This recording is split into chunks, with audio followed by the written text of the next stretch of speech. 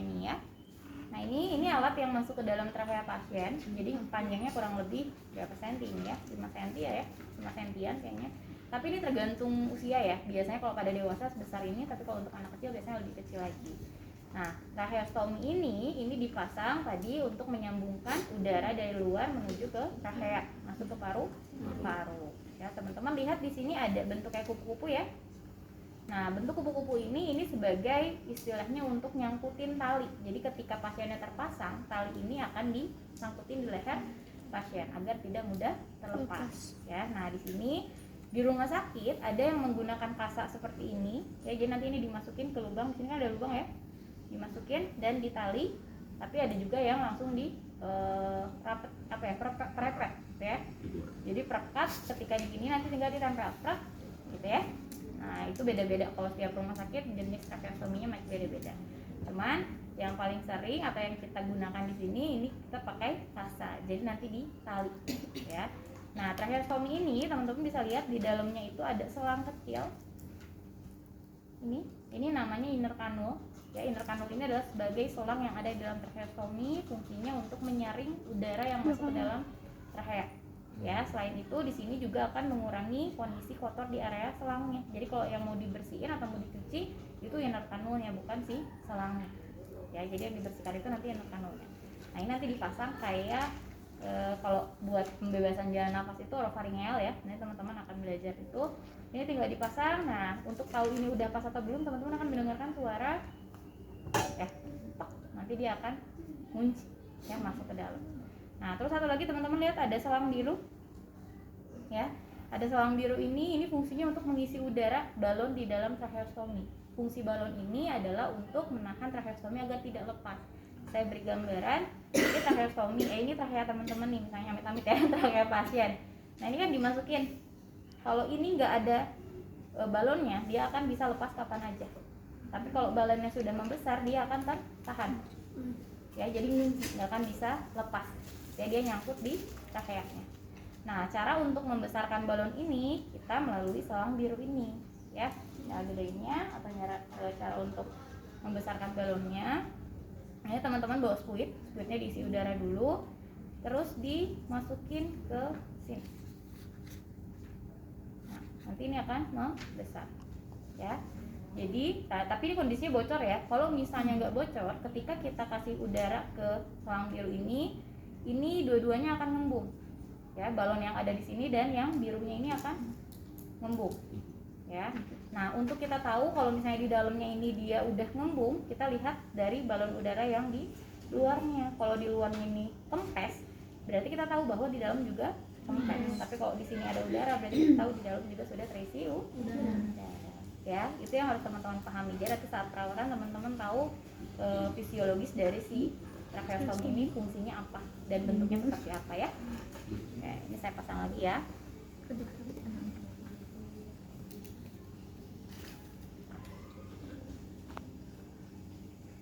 Kasa untuk nutupin area tracheostominya, ini digunting tangannya bentuk kayak gini ya, biar tengah-tengahnya nggak ketutup. Jadi ini bisa nyelip ke tengah-tengah, jadi ini tracheostominya bolong di sini ya. Oke, untuk tracheostomi tindakannya tekniknya apa teman-teman? Steril ya. Jadi untuk teknik steril ini kita siapkan instrumen yang steril.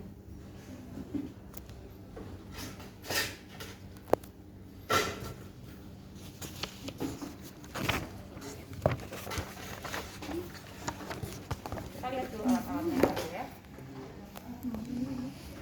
Nah di sini yang harus disiapkan yang pertama ada pelak ya. Ada pelak, terus ada barak short. Nah karena ini steril juga kita siapkan sarung tangan steril ya. Dan ada suction. Teman-teman udah praktikum suction ya? Jadi untuk pelaksanaan perawatan tracheostomi sebelum dilakukan perawatan biasanya pasiennya kita suction dulu untuk ditarik si slamnya atau sekretnya ya, agar ketika perawatan itu tidak menghalangi proses perawatannya ya, saat dibersihkan nggak terlalu kotor. Jadi kita bantu untuk ditarik dulu ya. Nah ini untuk alat-alatnya di sini yang harus teman-teman siapkan itu ada 2 bengkok ya, 2 bengkok, 1 bengkok untuk alat dan 1 bengkok untuk bahan habis pakai. Dan di sini kita siapkan ada 3 foam ya, 3 kom di sini, 2 kom di sini untuk membersihkan inner canal tadi selang kecil ya, dan satu lagi untuk NaCl untuk kita lembabkan kasa yang ada di dalam bak steril. Nah, terus di sini juga ada 2 lidi Wotten ya untuk membersihkan area tracheostominya yang bagian luar, dan juga di sini ada pinset ya, pinsetnya di sini saya ada 3, 1 anatomis, 2 chirurgis ya, dan ada sikat. Nah, ini sikat untuk inner canal. Tadi inner canal kan bentuknya kayak sedotan ya. Nah, kita siapkan sikatnya untuk mengikat bagian dalam inner canal ya. Nah, itu alat-alat yang harus teman-teman siapkan di bak sterilnya, bak instrumen steril. Oke, ini kita tutup dulu.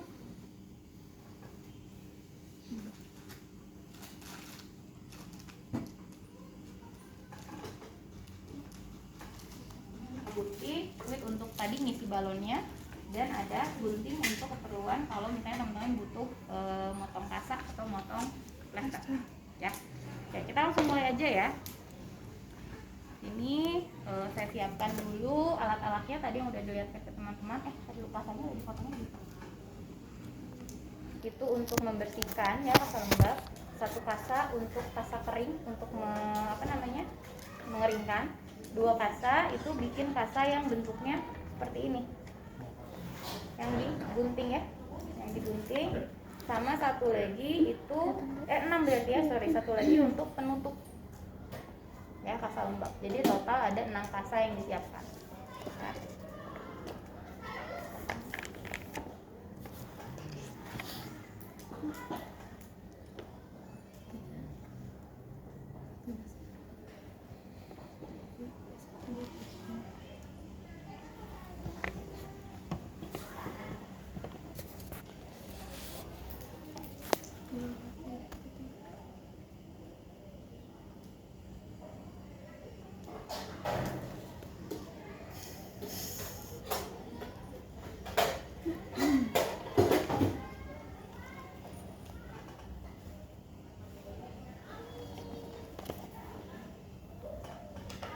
ya, kita mulai aja ya. Seperti biasa, sebelum kita melakukan tindakan, kita melakukan inform consent ya. Mulai dari perkenalan perawat, tanya identitas pasien ya, validasi, terus tanya keluhan pasien, baru kita jelaskan tindakan ya. Kita jelaskan tindakannya. Ibu, hari ini saya akan melakukan perawatan luka ibu ya. Di sini saya akan mengganti balutan tracheostomi ibu. Tracheostomi ini alat yang ada di bagian dada ibu ya, di leher ibu. Nanti saya akan ganti balutannya dengan balutan baru ya Bu ya. Oke, nanti ibunya sudah oke, baru kita siapkan lingkungan ya. Privasinya ditutup, cahayanya diterangkan, dan kita siapkan alat ya. Untuk siapkan alat, yang pertama kita lakukan adalah kita cuci tangan. Cuci tangan berapa langkah teman-teman? 6 langkah. Terus kita pakai barakshot ya. Barakshot fungsinya untuk melindungi kita ya, karena kalau misalnya kita berbicara tracheostomi, apalagi nanti saat perawatan kan dibuka tuh tracheosnya, ketika pasien batuk pasti kemungkinan kalau misalnya di dalam masih banyak sekret itu bisa muncrat keluar ya. Jadi kita jaga-jaga pakai barakshot. Harusnya sih lengkap ya Bang ya, pakai Google ya, terus pakai kepala dan lain-lain. Nah, terus yang kedua di sini kita pakaikan juga perlak. Perlaknya kita simpan di bawah leher ya. Jadi ibu, saya akan pasang perlak agak naik ya Bu ya, saya bantu.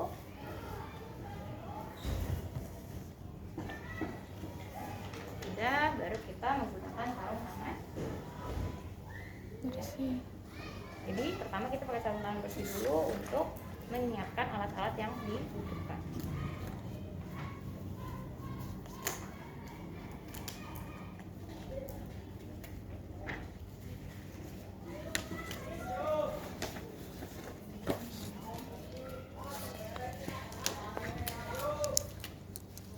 Sudah dipakai sarung tangan bersihnya, teman-teman bisa nanti siapkan alatnya. Tapi tadi kalau misalnya saya nggak akan ngulangin yang vaksin ya, karena kan teman-teman udah praktek vaksin ya.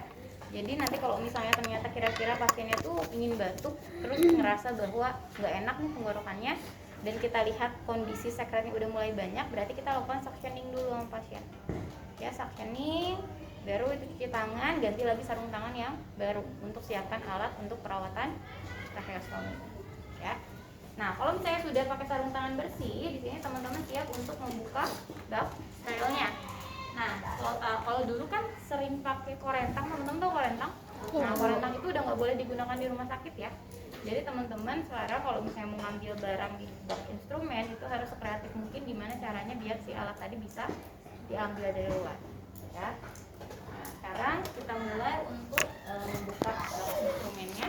Ingat ya, kalau misalnya buka berarti kita nggak boleh pegang bagian dalamnya, ya. Jadi kita pegang bagian luarnya saja untuk membuka kain steril.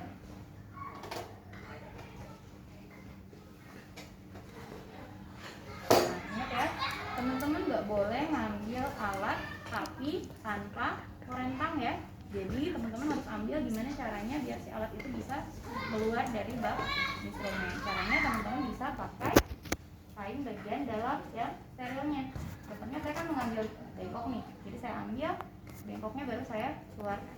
Ya, untuk bengkok kita simpan di dekat pasien atau ada baiknya kalau misalnya bengkok terus kom itu disimpan di satu meja yang disiapkan lagi.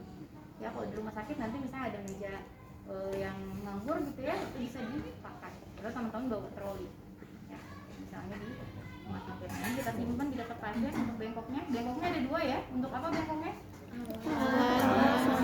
Bekas pakai. Nah, sekarang kita akan membawa dua kom yang sudah disiapkan. Nah, ini kalau kom, teman-teman jangan pegang dalamnya, pegang luar. Ya, kita simpan dekatkan dengan pasien dan kita bawa lagi. Ya, nah kalau sudah disiapkan, di sini teman-teman sudah menyiapkan atau mengeluarkan alat-alat yang dibutuhkan dekat pasien. Sekarang teman-teman harus masukin NaCl ke dalam satu kom yang saya sisain di dalam instrumen ya, di bak instrumen. Nah, NaCl ini fungsinya untuk melembabkan kasak untuk perawatan lukanya. Ya, jadi kalau untuk sekarang kalau misalnya nggak ada luka nggak usah pakai B tadi, ya cukup kasak aja, dibersihkan area tracheostominya menggunakan NaCl. Nah, kalau misalnya teman-teman memasukin NaCl ke area bak instrumen itu nggak boleh terlalu dekat dan nggak boleh nempel ya, karena ini kan area yang steril. Jadi teman-teman bisa masukin dari jauh. Ya, ini saya masukin, ceritanya dimasukin sampai agak penuh, karena tadi kita menyiapkan beberapa kata untuk dilembabkan. Nah, terus di luar kan di sini ada dua kom ya. Dua kom, yang satu kita isi dengan NaCl, yang satu lagi kita isi dengan air hangat atau H2O2. Ya. Yang untuk air hangat dan H2O2 itu untuk merendam inner kanul. Yang isinya NaCl itu untuk membilas. Kalau sudah direndam kan disikat tuh si inner kanulnya, habis disikat baru kita masukin ke NaCl. Ya, jadi satu kita isi NaCl, satu kita isi air hangat atau H2O2. Ya. Kalau sudah, alat berarti sudah ada di luar semua dan NaCl sudah dimasukin, baru kita boleh membuka area balutan lamanya untuk melihat kondisi lukanya.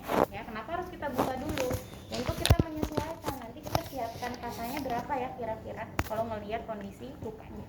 Ya, nah ini kita buka. Ibu, saya buka ya, punten ya Bu ya. Ini buang ke bengkok yang bahan habis pakai ya. Ya, ini kita longgarkan dulu untuk talinya.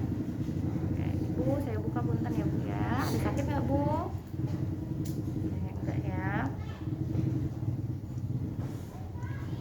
Nah, kalau misalnya ternyata udah dibuka, ternyata masih banyak kondisi selainnya di pinggir-pinggir, teman-teman bisa lakukan suction lagi.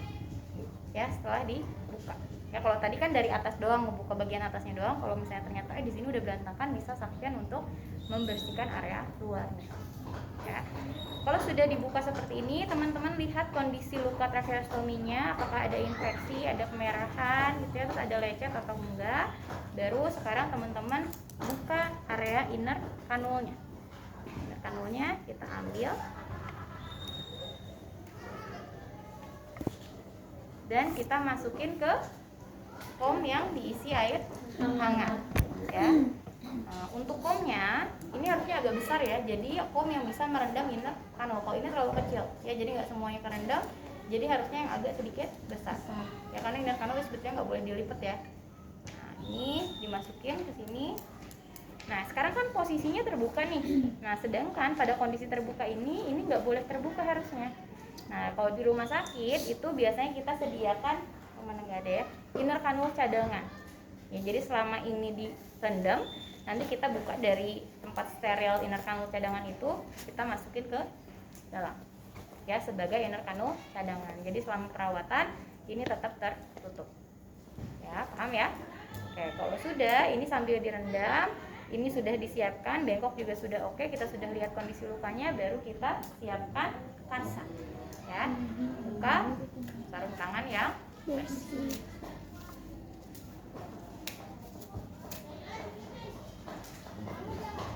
Tangan kita ganti dengan sarung tangan steril. Teman-teman udah pada bisa ya pakai sarung tangan steril? Prinsipnya apa? Skin to skin, Brush to brush.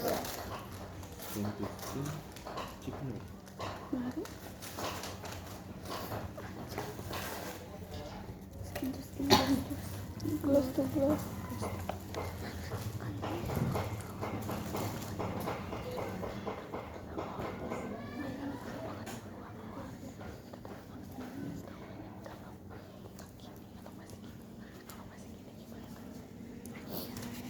Bagian belakangnya aja kan.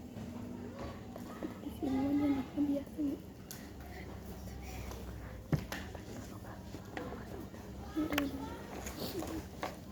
Udah yang di dalam, udah dia. Yang di dalam dua, yang dikeluarin dua, yang di dalam satu.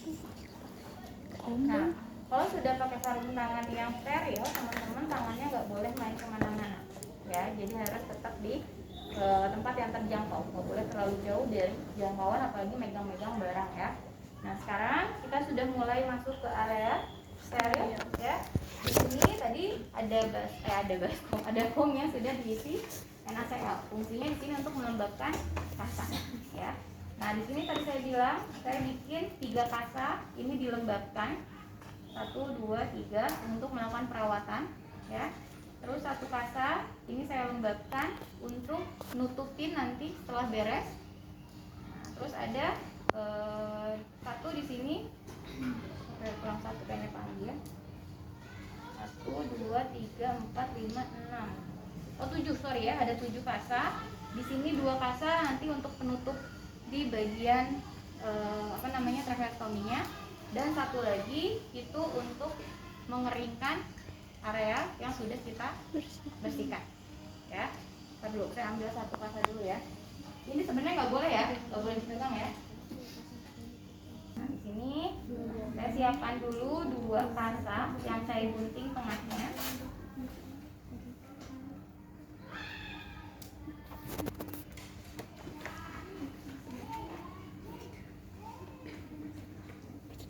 Saya siapkan 2 kasa ya yang sudah digunting. Terus sisanya akan saya lembabkan dan 1 saya simpan yang kering. Atau teman bisa ngelembabin kasa pakai pinset? Sudah pada bisa ya? Oke, cara melembabkannya pakai 2 pinset. Kalau misalnya di rumah sakit itu biasanya udah jarang pakai pinset ya. Biasanya kalau di rumah sakit langsung dibersihkan pakai tangan ya. Jadi kalau misalnya teman-teman tangannya masih steril dan belum kemana-mana, ini bisa dilakukan pakai tangan ya, langsung diperes dan disiapkan. Saya tadi pakai 3 kasa ya untuk melembabkan, dan 1 kasa di sini saya pakai untuk menutup di bagian akhirnya.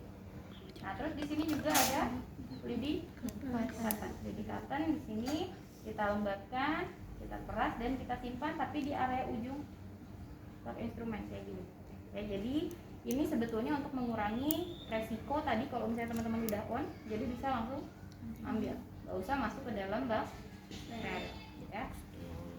Nah, ini juga sikat bisa kita naikin ke atas ya ini. Kalau misalnya untuk pinset nggak perlu karena ini nanti belakangnya di dalam bak steril ya. Nah, kalau sudah di sini teman-teman sudah siapkan kasa yang sudah dilembabkan dan juga tadi kasa yang sudah dipotong untuk menjadi penutupnya, baru teman-teman siapkan di sini ada pinset untuk membersihkan area tracheostomi. Nah, teman-teman kalau misalnya teman-teman mau membersihkan area luka pasien dengan pinset, itu usahakan pinsetnya itu ada di area belakang kasa ya. Jangan sampai area pinset ini nempel ke kulit pasien, karena yang pertama akan luka, yang kedua ini akan lebih mudah menyebarkan infeksi. Ya, jadi kalau mau ini simpan di belakang, dijepit. Jadi ketika dilap ke pasien atau dibersihkan, ini pinsetnya tidak nempel ke kulit pasien. Ya, oke, satu kasar kita lakukan pembersihan. Untuk pembersihannya sekali usap ya, bagian bawah dulu.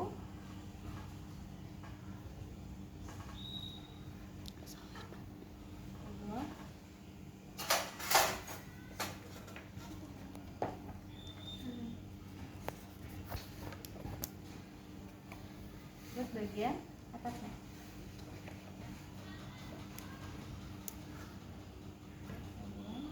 Dan satu lagi, ini bagian atas dan bagian bawah. Tadi kan atas sudah, bawah sudah, sebetulnya udah agak sedikit bersih ya karena sudah dilap. Berarti yang ini bisa kita pakai untuk bagian atas dan bagian bawah.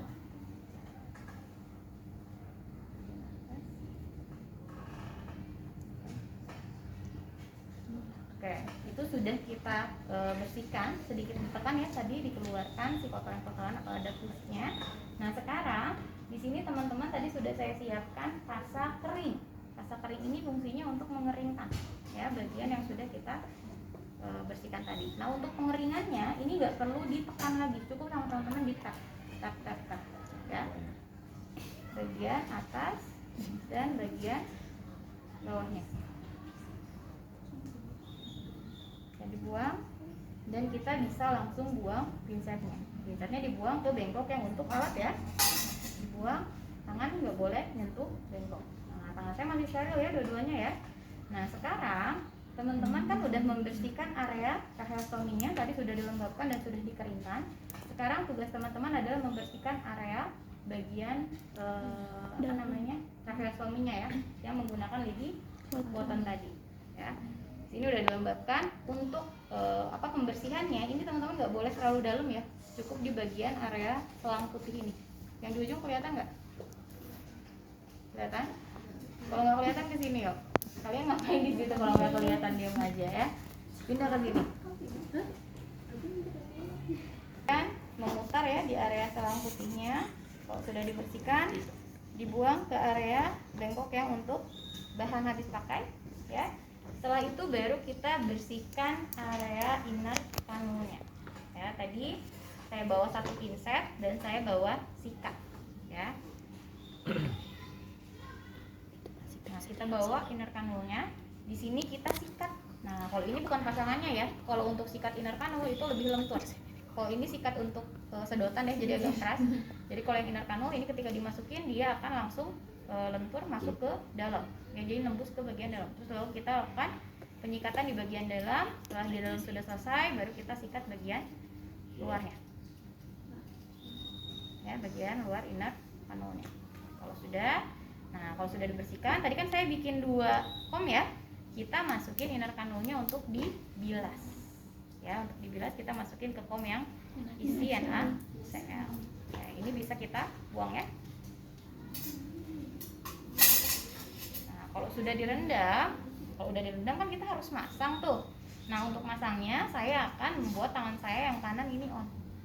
Ya nggak apa-apa yang dominan karena ini udah mau selesai itu beres ininya ya. Nah, kita ambil inner kanulnya yang sudah dibilas, baru kita masukkan ke dalam tracheostomi.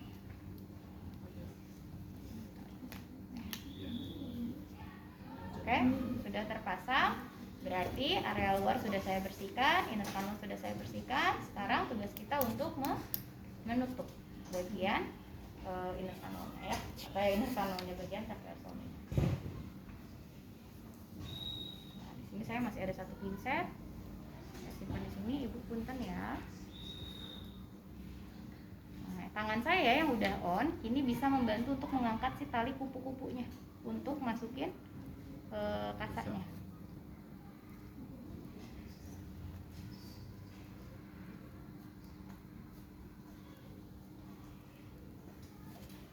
Ya, kita buang. Nah, satu lagi, ini tinggal kita pakai tangan aja ya, karena ini kasa yang terakhir. Angkat bagian ininya.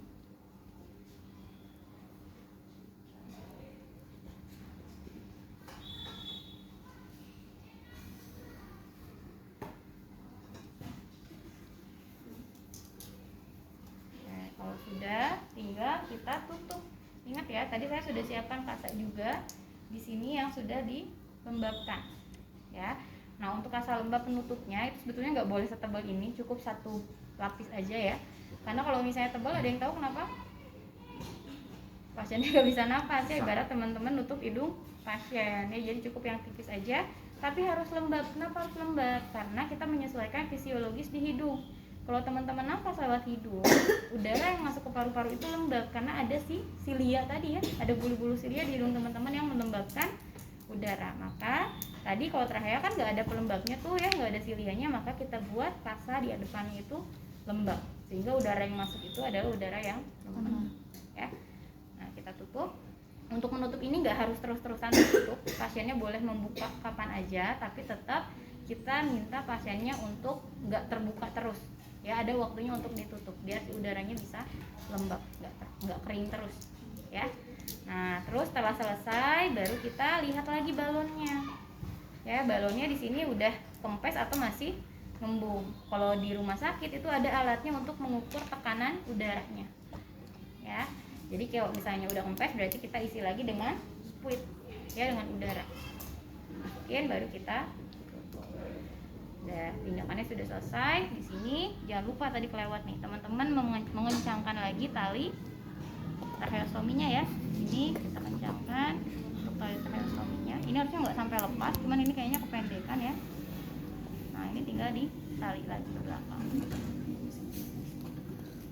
Oke. Ya. Nah, kalau sudah selesai, teman-teman bereskan alat ya. Setelah bereskan alat sambil ditanya respon pasiennya ya, respon saat dilakukan dan setelah dilakukan tindakan. Apa aja harus didokumentasikan berarti? Waktunya, tindakan apa yang dilakukan ya, terus respon pasien, data apa yang ditemukan, tanda tangan dan nama jelas perawat ya. Oke, sampai di sini ada yang mau ditanyakan dulu?